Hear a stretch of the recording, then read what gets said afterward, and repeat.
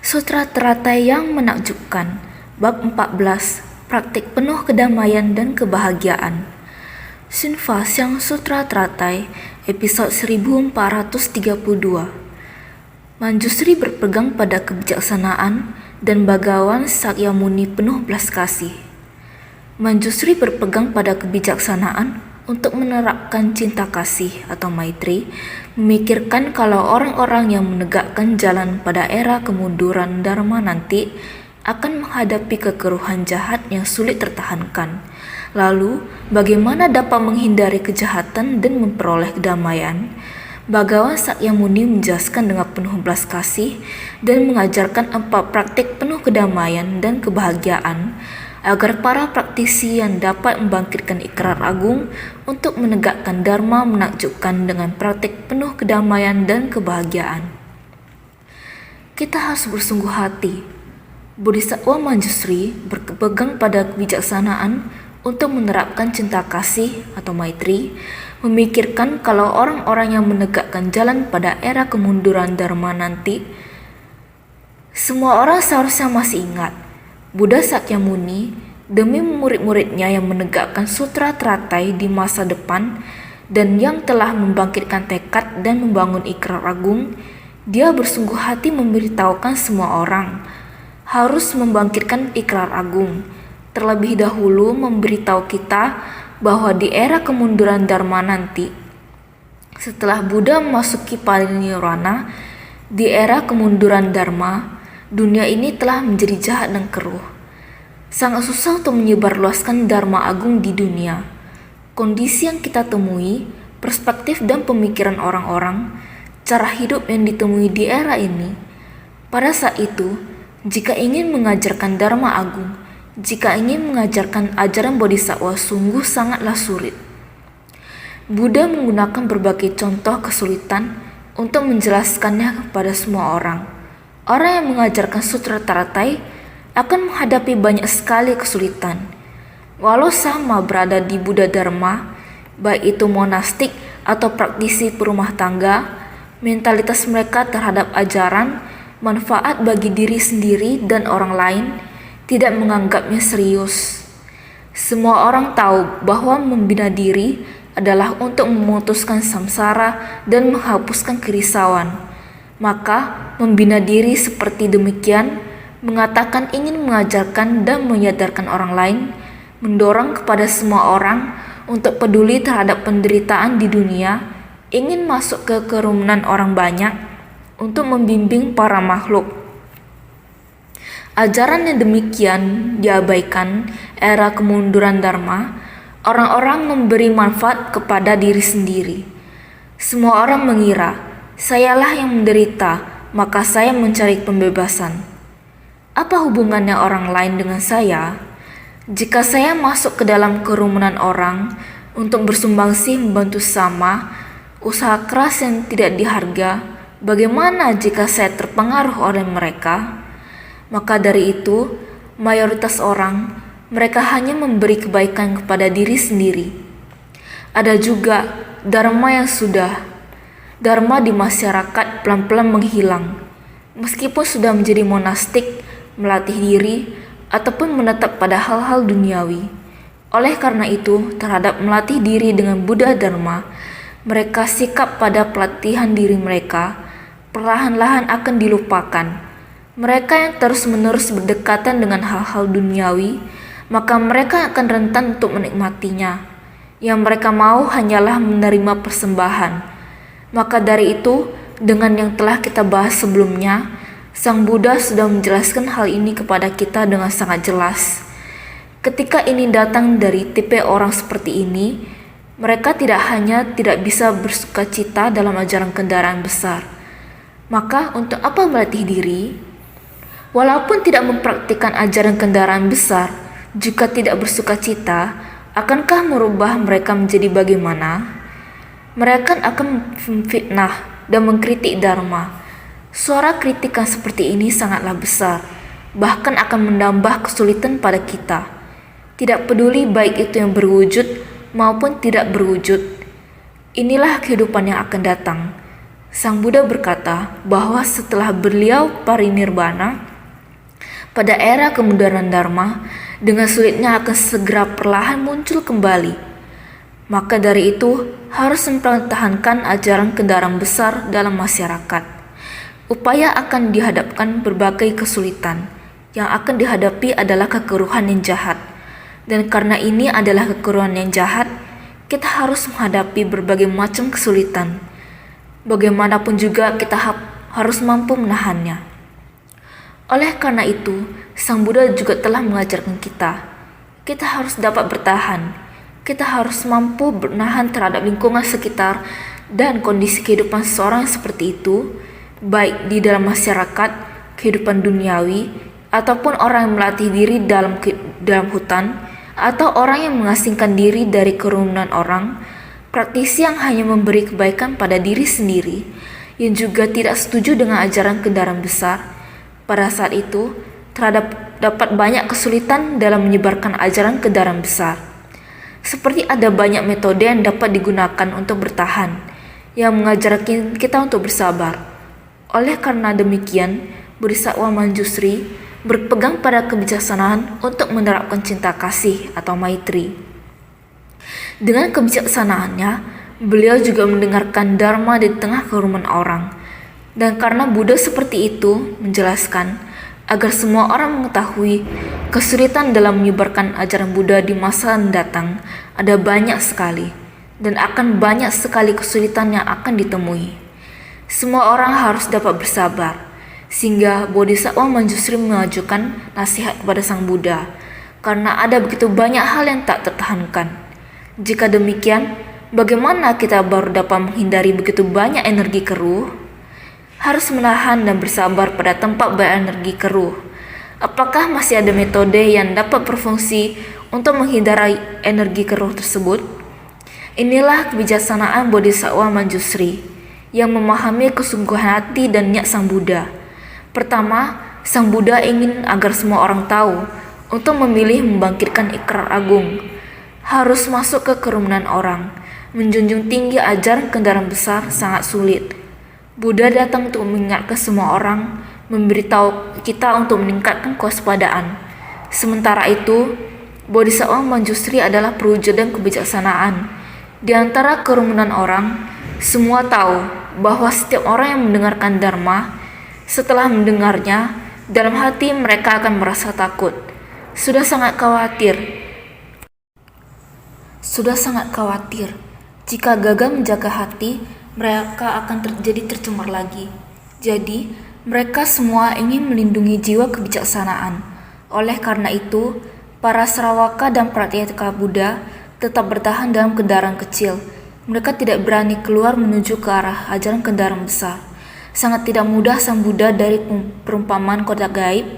Sang Buddha menempuh perjalanan yang panjang, terus-menerus menyemangati orang. Dalam bab tentang guru Dharma dan seterusnya, memberi peramalan, membangkitkan semua orang untuk membangkitkan tekad dari kendaraan besar. Sangat tidak mudah semua orang telah membangkitkan tekad dari kendaraan besar. Tapi Buddha mulai berkata, sangat sulit menegakkan sutra. Ada begitu banyak masa-masa mendatang, begitu banyak hal buruk. Kalian ingin menegakkan sutra, kalian harus mampu bertahan. Bodhisattva Manjusri ada kekhawatiran. Orang yang mendengar apakah bisa mundur perhatian dirinya? Tidak mudah membangkitkan tekad luhur. Sekarang mendengar banyak kesulitan. Apakah bisa mundur? Mewakili para pendengar Dharma ini, Bodhisattva Manjusri memohon ke Sang Buddha. Meski ada begitu banyak kesulitan, harus bisa menahan kesabaran. Apakah masih bisa menghindari kesulitan? Berhadap orang yang menegakkan Dharma agung bisa damai dan bahagia. Sangat bersuka cita, bisa bermanfaat bagi orang lain, juga bisa bermanfaat bagi diri sendiri. Melindungi diri sendiri masih bisa bermanfaat bagi orang lain. Apakah ada metode demikian? Ini adalah kebijaksanaan Bodhisattva Manjusri. Juga memahami maksud hati Sang Buddha, juga khawatir yang mendengarkan Dharma punya niat mundur dari perhatian diri. Oleh karena itu, Bodhisattva Manjusri menggunakan kebijaksanaan dan kewelas-alasihan agar semuanya bisa melindungi keamanan diri sendiri, juga bisa bersumbangsi sukacita dalam Dharma, praktik penuh kedamaian dan kebahagiaan ini. Oleh karena itu, beliau bisa terhadap Sang Buddha Sakyamuni mengatakan, lalu bagaimana dapat menghindari kejahatan dan memperoleh kedamaian? Oleh karena itu, sangat terharu Bodhisattva Manjusri, beliau bisa menggunakan hati kebijaksanaan dan kualitas alisihan maha bijaksana. Kedepannya orang yang membangkitkan tekad luhur bertambah satu lapis pelindung, membuat kita bisa melindungi diri sendiri, juga bisa sesuai tekad pergi menyebarkan, bisa mendapatkan maha sukacita. Praktik penuh kedamaian dan kebahagiaan adalah harus bersyukur ke Bodhisattva Manjusri, mewakili semua orang meminta Sang Buddha membabarkan satu pintu praktik penuh kedamaian dan kebahagiaan. Dimulai dari Buddha Sakyamuni, yaitu menjelaskan dengan penuh belas kasih. Kualitas asian Sang Buddha memang demi semua makhluk, tidak tega para makhluk menderita, sehingga beliau datang ke dunia, membuka dan menunjukkan pandangan dan pengetahuan Buddha dan para makhluk, berharap para makhluk dapat memahami dan memasuki. Sangat disayangkan Sang Buddha hidup di dunia hanya 80 tahun. Waktu untuk membabarkan Dharma juga hanya 49 tahun. Maka, Sang Buddha berharap pemikiran batiniah yang dibuka dan ditunjukkan, Dharma ini berkelanjutan di kehidupan yang akan datang, dapat dipergunakan pada masa kemunduran Dharma. Karena energi keruh pada masa kemunduran Dharma sangatlah berat. Masa kemunduran Dharma, bencana dalam batin, bencana di dunia sangatlah banyak. Penderitaan para makhluk lebih banyak lagi. Pada masa ini membutuhkan lebih banyak orang. Semua orang membangkitkan tekad bersama-sama, dapat menerima dan menegakkan, dapat membaca, dapat melafalkan, dapat menyebarluaskan Dharma yang demikian. Dengan demikian Sang Buddha membuat semua orang dapat mendengar, dapat melihat Dharma ini, dapat melihat, yaitu membaca dan melafalkan. Harus membaca dan melafalkan. Pada masa lalu tidak sama dengan kita saat ini. Saat ini, bahkan percetakan saja tidak perlu. Saat ini menggunakan elektronik, kemudian tulisan diteruskan.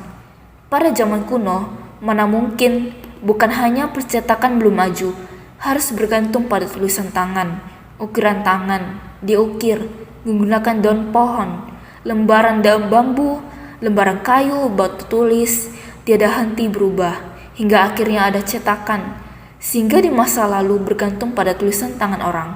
Dari apa yang didengar, kemudian ditulis. Demikian ditulis, dicatat, agar tulisan tersebut dapat ditinggalkan, agar dapat diteruskan dalam waktu yang lama. Maka Sang Buddha mendorong untuk membaca, melafalkan buku, menulis, dan yang paling penting harus mempraktikkan dalam tindakan nyata. Ini yang dipesan Sang Buddha, berharap agar setelah beliau parinirwana, agar ada banyak orang yang mempraktikkan dalam tindakan nyata. Menulis, dan yang terpenting masuk ke tengah masyarakat. Harus praktek dalam tindakan nyata. Para makhluk yang menderita sangatlah banyak. Bencana di dunia sangat banyak. Terutama bencana dalam batin terus berulang berkali-kali. Sangatlah banyak. Oleh karena itu membutuhkan ajaran kendaraan besar ini. Tetapi panjang usia tidak ada batasnya. Sehingga kita hendaknya terus-menerus menyebarluaskan ajaran. Oleh karena itu, Buddha Sakyamuni menjelaskan dengan welas asih, mengajarkan 4 praktik penuh kedamaian dan kebahagiaan. 4 praktik penuh kedamaian dan kebahagiaan ini yang akhir-akhir ini sering kita bahas, dengan harapan kita semua dapat memahami bagaimana kita dapat mempraktikkan dalam tindakan nyata. 4 praktik penuh kedamaian dan kebahagiaan ini melalui tubuh, ucapan dan pikiran, dan juga membangkitkan ikrar agung. Kita hendaknya menegakkan 4 praktik penuh kedamaian dan kebahagiaan. Kita hendaknya mewariskan Dharma ini turun-temurun. Ini sangat penting. Oleh karena itu, kita hendaknya sepenuh hati menghayati niat Buddha. Kita hendaknya juga merasa bersyukur kepada Bodhisattva Manjusri. Beliau, Bodhisattva Manjusri, memahami batin semua makhluk hidup dan dapat bekerja sama dengan Buddha, membuat persamuan sutra teratai ini dapat selesai dengan baik. Dari awal, beliau bekerja sama dengan Buddha dalam waktu yang sangat panjang membabarkan ajaran kendaraan besar. Bodhisattva Manjusri selalu mendampingi Buddha dan selalu menjadi orang yang bertanya keraguan maupun kesulitan. Bodhisattva Manjusri dengan cepat bekerja sama, menyebarkan semangat Buddha dan metode mengajar Buddha. Inilah sebabnya kita hendaknya bersyukur pada beliau, Bodhisattva Manjusri. Naskah sutra sebelumnya mengatakan, putra Buddha ini dalam membabarkan Dharma senantiasa lembut dan sabar, penuh welas asih pada semuanya, dan tidak pernah memunculkan hati malas. Para bodhisattva agung dari 10 penjuru, karena menaruh iba pada para makhluk, makanya mempraktikkan jalan. Hendaknya membangkitkan rasa hormat dan berpikir, ini adalah guru agungku. Putra Buddha, sebagai murid-murid Buddha dan berdedikasi pada penyebaran Dharma, kita harus punya sikap seperti itu. Harus senantiasa kemaha welas asihan sebagai kediaman, kelembutan, dan kesabaran sebagai jubah. Semua orang harus memiliki sebersih niat ini. Bersikap lembut, bersabar, mampu menahan diri, harus sangat lembut, harus mampu bersabar. Semua makhluk hidup yang kita temui, welas asih, kita harus bersabar terhadap semua makhluk hidup. Tidak peduli bagaimana lingkungan di kehidupan mendatang, tidak peduli apakah para praktisi perumah tangga ataupun para monastik, pandangan terhadap ajaran kendaraan besar, apakah memiliki pendapat atau kritik dan kata-kata jahat, kita harus bersabar terhadap semuanya dan jangan mundur dari tekad pembinaan diri atau tidak pernah memunculkan hati malas. Kita harus satu hati untuk upaya giat bersemangat. Oleh sebab itu, para bodhisattva agung dari 10 penjuru, karena menaruh iba pada para makhluk, makanya mempraktikkan jalan di masa depan yang penuh gejolak dan kejahatan. Membangkitkan tekad bodhisattva harus tersebar di seluruh penjuru dan bersifat universal di 10 penjuru. Tidak hanya fokus di satu tempat, sama seperti sekarang ini. Bodhisattva di dunia ada di berbagai negara, di berbagai tempat ada bodhisattva dunia yang mendengar tangisan orang-orang yang dan datang membantu. Ini adalah para bodhisattva agung dari 10 penjuru. Para bodhisattva ini karena menaruh iba pada para makhluk, makanya mempraktikkan jalan. Merasa iba pada penderitaan makhluk, banyak bencana di dunia, dimanapun terjadi bencana, tidak peduli jauh ataupun dekat, para bodhisattva dapat segera muncul, baik dari langit ataupun muncul dari tanah. Bodhisattva di tempat tersebut tiba dengan segera, sementara bodhisattva dari luar negeri ataupun dari tempat jauh tidak kenal takut dalam menghadapi kesulitan. Datang dengan pesawat dan turun dari langit. Para bodhisattva dari 10 penjuru tiba dengan segera, karena menaruh iba pada para makhluk, makanya praktikkan jalan. Karena para makhluk menderita, semua bodhisattva dengan metode apapun yang diambil, mereka dapat tiba dengan segera. Maka hendaknya membangkitkan rasa hormat. Kita harus selalu bersungguh hati terhadap para bodhisattva ini, penuh hormat dan bersyukur, karena para bodhisattva ini tiba dengan segera, sehingga orang-orang dimanapun yang ada bencana, menderita, kesulitan mereka dapat segera teratasi dan dapat menuntun mereka keluar dari penderitaan. Setelah berhasil menghapus penderitaan mereka, dilanjutkan dengan membabarkan Dharma, menebar benih di tanah luas tempat orang-orang menderita. Jadi, hendaknya membangkitkan rasa hormat. Makhluk hidup pada dasarnya memiliki sifat kebudayaan. Jadi mulailah menabur benih di sana, membabarkan Dharma untuk mereka, juga mampu menjadi bodhisattva. Masing-masing benih bodhisattva ini akan bertunas dan tumbuh. Inilah cara bodhisattva menyelamatkan makhluk hidup. Setelah berhasil menghapus penderitaan mereka, dilanjutkan dengan membabarkan Dharma. Mereka beralih dari menerima bantuan menjadi orang yang mampu membantu orang lain. Inilah sebabnya kita harus mempunyai rasa hormat. Semua makhluk hidup memiliki sifat kebudayaan. Jadi kita harus berbangsi tanpa pamrih. Dan kita harus memikirkannya dengan hormat. Ini adalah guru agungku. Begitu orang bangkitkan tekad di masa depan, metode mereka untuk menyelamatkan orang mungkin lebih baik dari kita. Potensi dan kemampuan yang mereka tunjukkan mungkin lebih besar dari kita. Jadi setiap kali seseorang membangkitkan tekad, kita harus membangkitkan rasa hormat. Jadi terhadap para Buddha Bagawan, berpikir bahwa mereka adalah para ayah yang tiada tara, menghapus pikiran angkuh dan membabarkan dharma tanpa rintangan. Demikianlah praktik ketiga yang mana orang bijak seharusnya menjaga. Sepenuh hati memejamkan praktik penuh kedamaian dan kebahagiaan akan dihormati oleh para makhluk yang tak terhingga. Selamanya kita harus memiliki rasa bersyukur pada Sang Buddha. Jiwa kebijaksanaan kita tumbuh dari sana. Kita bisa mendapatkan sumber dari Buddha Dharma.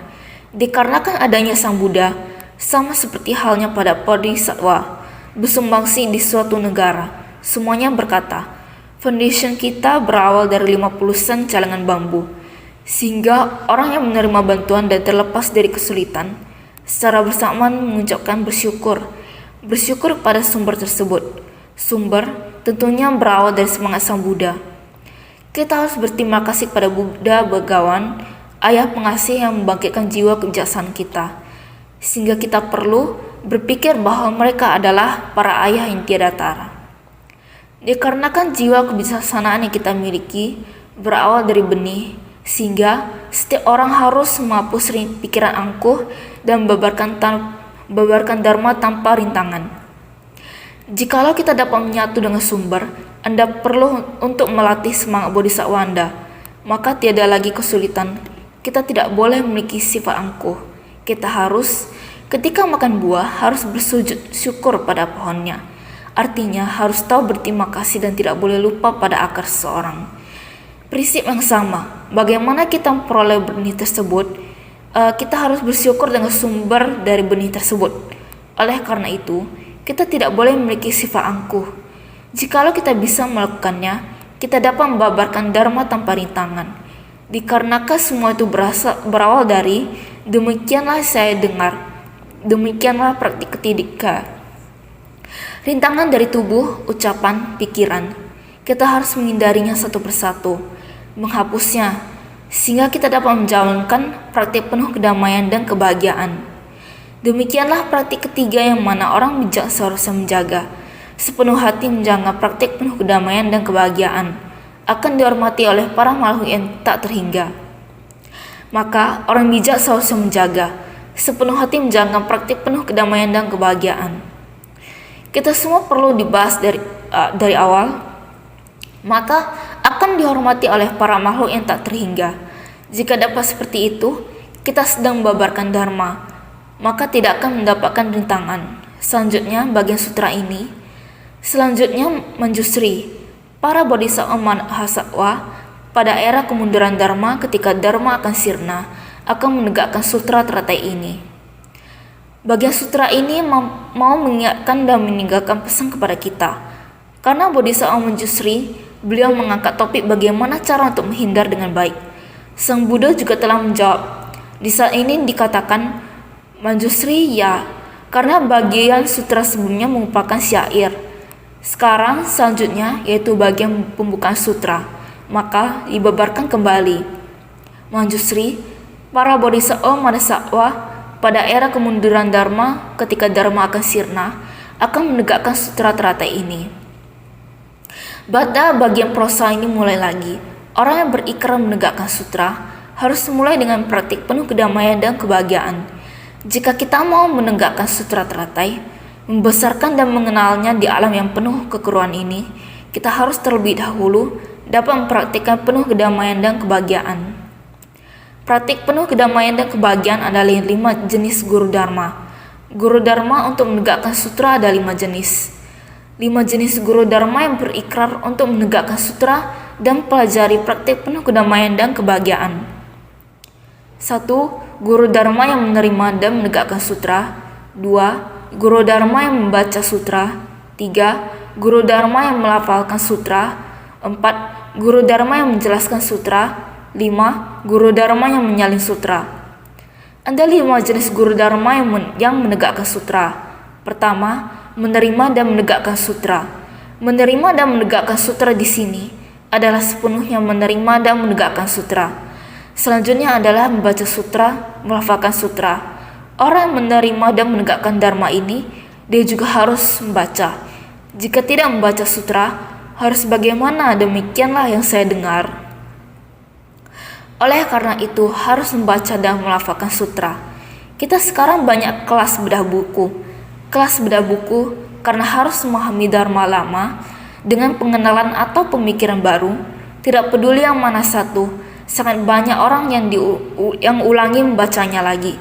Sutra yang pernah dibeberkan pada masa lalu, baik itu sutra tentang ajaran terakhir Buddha, sutra 42 bab, sutra 8 pencerahan dari makhluk agung, ataupun sutra Ksitigarbha, atau sutra bakti seorang anak, ataupun sutra makna tanpa batas, masih ada sangat banyak sutra lagi. Ini semua telah dibeberkan sebelumnya. Akhir-akhir ini, dalam 10, 20, 30 tahun terakhir, mungkin saja dharma ini tidak didengarkan secara lengkap pada saat itu. Jika ada diterbitkan lagi, semuanya akan kembali membacanya, membaca kitab sutra masa lalu. Zaman pada saat itu, bagaimana pembabarannya? Masih perlu kembali membacanya. Membaca dharma telah dibabarkan di masa lalu.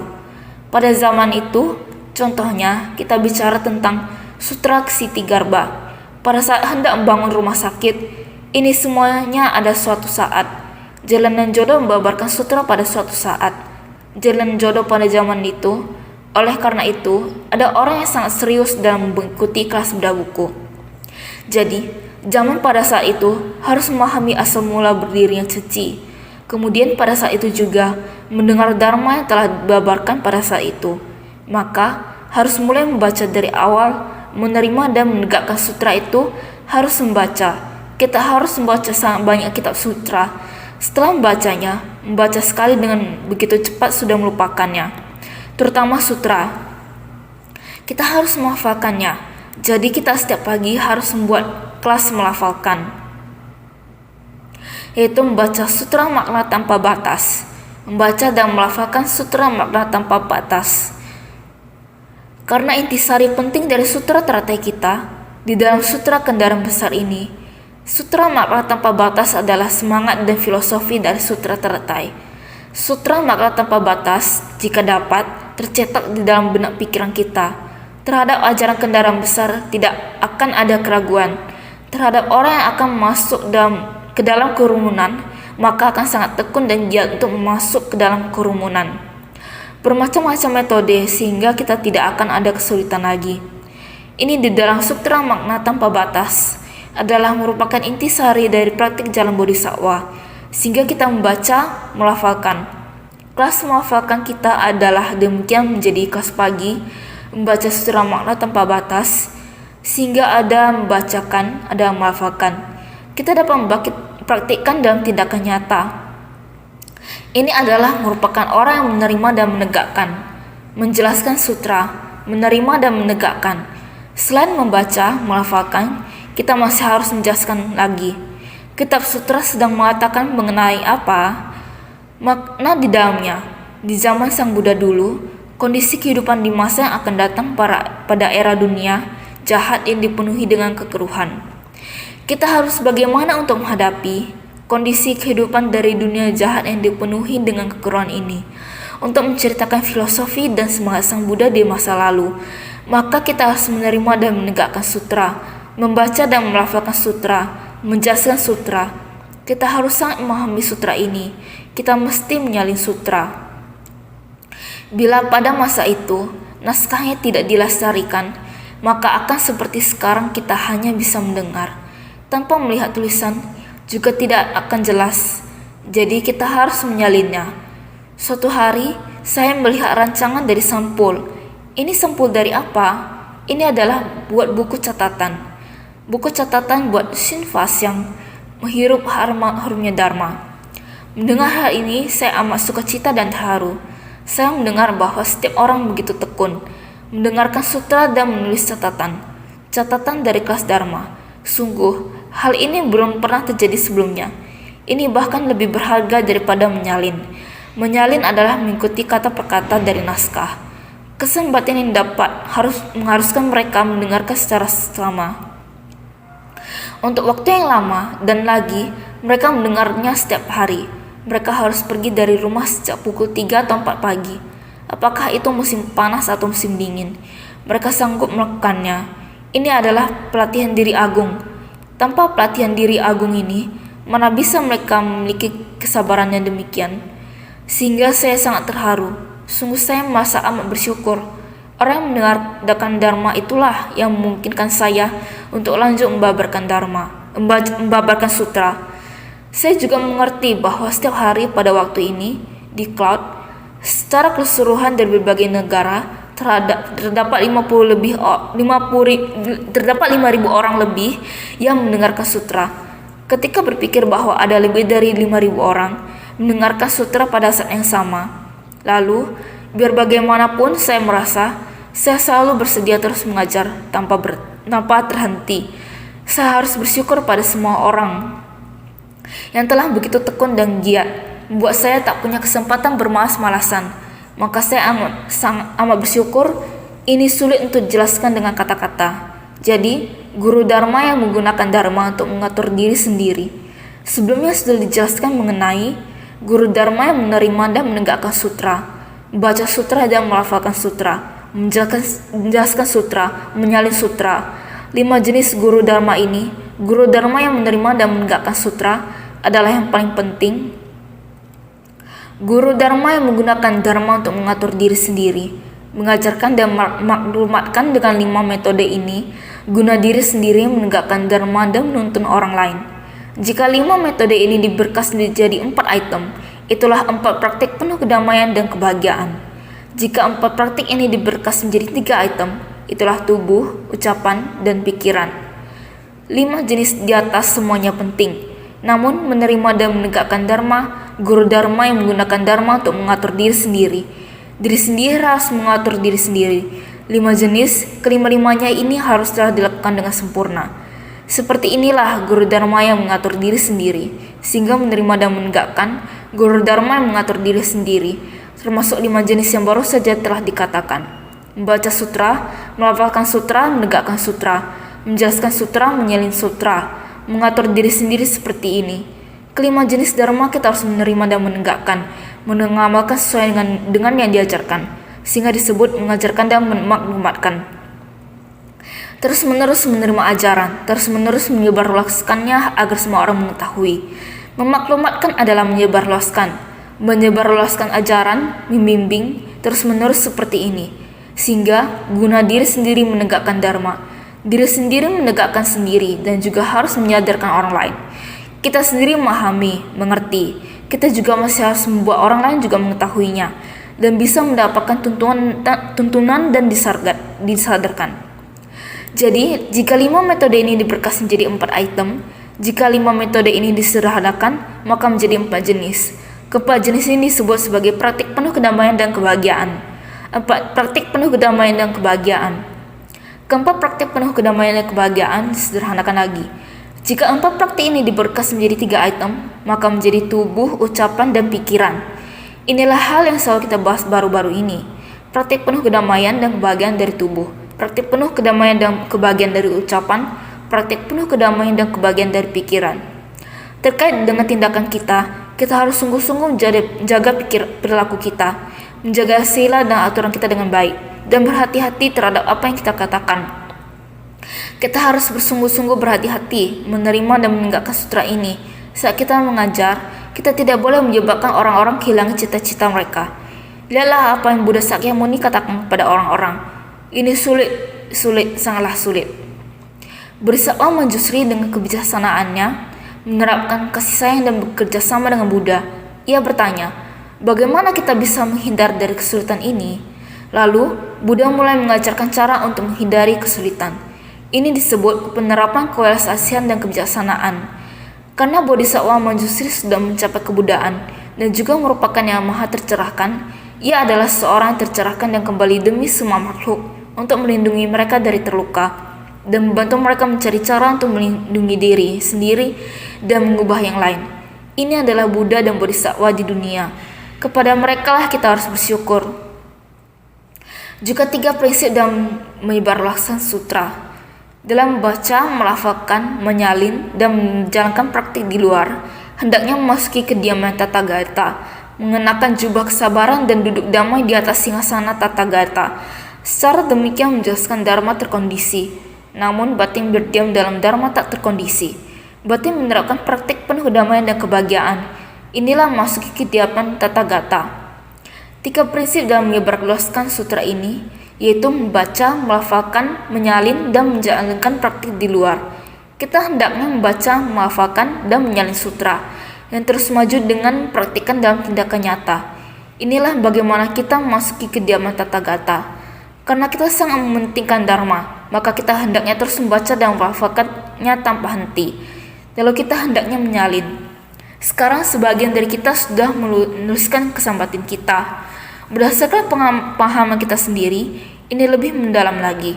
Seperti demikian praktikan dalam tindakan nyata.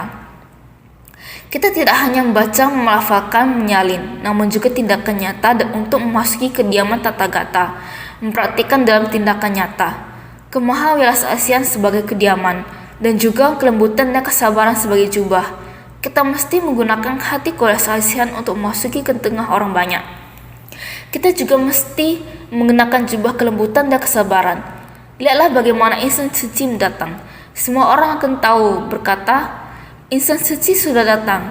Dimanapun tempat yang membutuhkan, insan suci akan menjaga penampilan mereka dengan pakaian sesuai dengan tempatnya. Setiap orang sangat teratur, mengenakan seragam mereka. Saat berkumpul bersama, mereka memadukan pakaian dengan tempatnya. Kelembutan dan kesabaran sebagai jubah. Jadi setiap orang mesti tekun bersemangat. Kita mengenakan pakaian yang cocok dengan tempatnya. Beginilah bagaimana kita bersikap, memadukan pakaian dengan tempatnya. Berdasarkan pekerjaan yang kita lakukan, ini adalah tidak meninggalkan mahawilasasi. Batin kita, kediaman batin dalam batin kita, kemahawilasasian sebagai kediaman ini. Wilasasi kediaman, tidak peduli jubah apapun yang dikenakan adalah sama. Tidak meninggalkan masuk hati saya. Secara demikian menjelaskan dharma terkondisi. Masih duduk kokoh di kursi Tathagata. Itulah membabarkan dharma. Secara demikian menjelaskan dharma terkondisi, beritahu kepada semua orang bagaimana kita harus melakukannya dan seperti apa dunia ini.